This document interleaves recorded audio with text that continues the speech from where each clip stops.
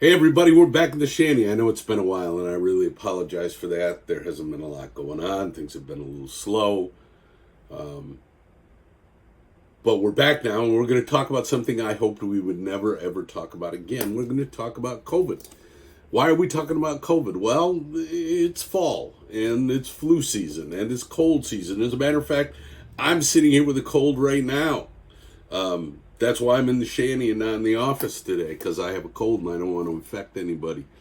And COVID cases, we keep hearing in the news they're starting to trend up. And so we've started to get a couple of questions about what do we do? What are the rules as we work our way into flu season, I guess. Is it now COVID season 2, flu season? What do we do? A couple of years ago when all this was going down, we had rules and nobody liked them.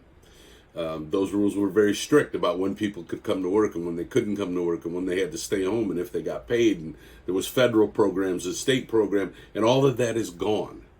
It's all gone. So what are the rules right now as COVID cases start to maybe tick up a little bit? Last week, as a matter of fact, they were down a little bit. According to the statistics I read, there were about 4,000 cases in Michigan, roughly, which was down a little bit. But the number of positive cases in hospitalized patients was actually up a little bit.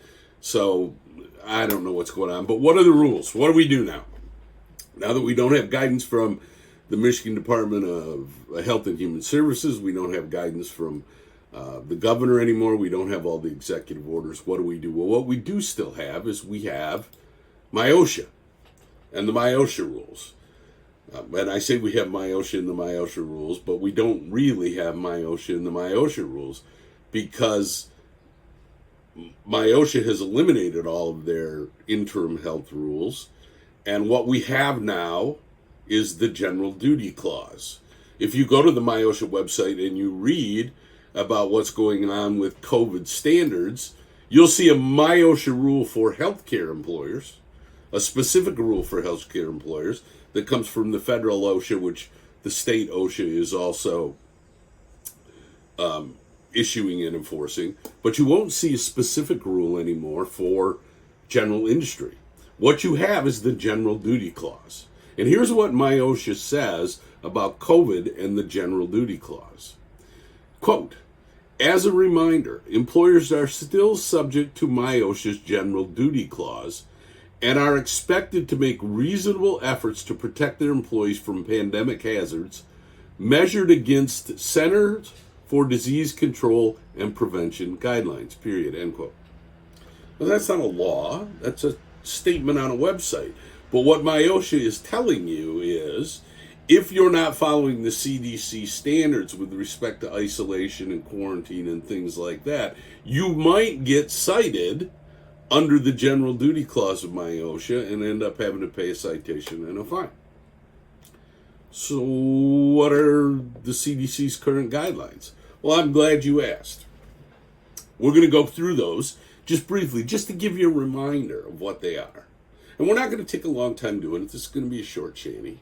And we're just popping in to say hello. But we want to give you a reminder of what they are. So if you go to the CDC website, there is a CDC website. They even have this thing called the Isolation and Exposure Calculator to help you determine when you need to isolate and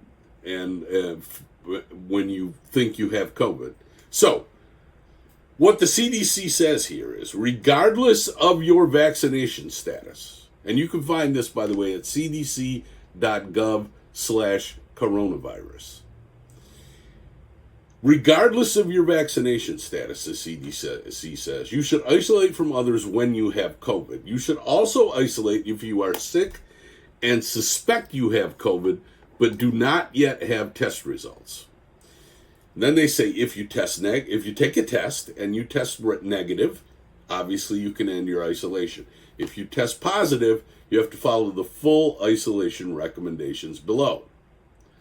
Now, how long do you isolate? Well, we count them in days. We count isolation in days. And the CDC says if you have no symptoms, day 0 is the day you were tested. Not the day you received your test results, but the day you took the test. And day 1 is the first full day following the day you were tested. And if you develop symptoms within 10 days of when you were tested, the clock restarts at day 0 again on the date of symptom onset, all right? If you have symptoms, on the other hand, day 0 of isolation is the day that you first had symptoms. So this head cold I have started on Sunday. That would be day 0 for me. It's now Tuesday. Day 1 is the first full day after that. So that would have been for me if I had COVID. I don't, by the way. If I had COVID, it would be Monday.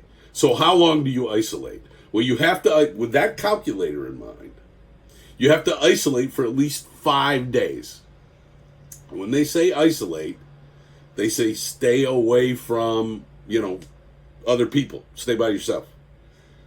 So the CDC says if you test positive for COVID, stay home for at least 5 days and isolate from others in your home. You are most likely infectious during the first 5 days. And they want you to do the following things. They want you to wear a high-quality mask if you have to be around other people, even if you have to be around other people at home. They want you to not go places where you can't wear a mask. They want you to not travel. They want you to stay home and separate from others as much as possible. Use a separate bathroom, improve ventilation. Don't share personal household items. Monitor your symptoms. And if you get short of breath or anything, get to the hospital. Get to emergency medical care. So when can you end your isolation? All right? Now, the CDC is waffling a little bit here. They say you can end your isolation now based on how serious your COVID symptoms were. Now, they remind you that loss of taste and smell can persist for weeks and months after recovery and shouldn't end your isolation. So don't worry about loss of taste and smell. Worry about the other symptoms. So they say if you had no symptoms, even if you tested positive but you had no symptoms, you may end your isolation after day 5. If you had symptoms, on the other hand, and your symptoms are improving, you can end your isolation after day 5 if you don't have a fever and you haven't had a fever for 24 hours without using something to reduce your fever like Tylenol. If your symptoms are not improving, the CDC says you should continue to isolate until you are fever-free for 24 hours or your symptoms are improving. Then the last thing they say is if you had symptoms and you had a moderate illness or you experienced shortness of breath or had difficulty breathing, you should isolate through day 10. And if you had a severe illness, for example, if you were hospitalized because you have a weakened immune system or something like that, you need to isolate through day 10. Consult your doctor before you end isolation, and ending isolation without a viral test might not be an option for you. Now, here's what the CDC goes on to say. Regardless of when you end your isolation, until at least day 11, they want you to avoid being around people who are more likely to get very sick from COVID. In other words, people at a high risk, all right? They want you to wear a high-quality mask when you're indoors around others at home or in public, and don't go to places where you can't wear a mask, all right? So that's what they're asking you to do, what the CDC is asking you to do now. Those are the only guidances we have. Remember, that's CDC guidance.